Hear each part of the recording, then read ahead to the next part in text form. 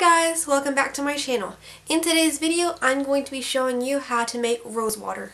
Rose water can have many uses, but I use it as a toner because it's very good at balancing the pH levels of your skin. To make rose water, you will need 6 to 7 roses, a cup of water, a medium saucepan, and a jar. Remove the petals from your roses and add the water to the saucepan.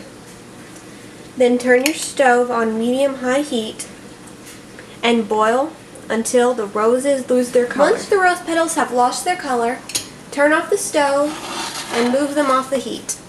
Let them cool completely before transferring them to your jar. Once your rose water has cooled, you can pour it into your jar. Make sure not to let any of the petals get into the jar.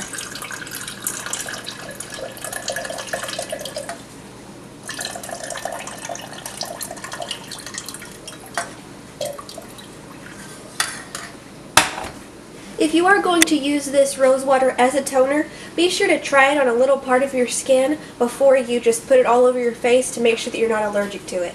Rose water lasts for 1 week non-refrigerated and 2 weeks in the refrigerator. I hope you found this video helpful. Be sure to like and subscribe if you are new. I post one video every Sunday afternoon. I will see you guys next week. Bye!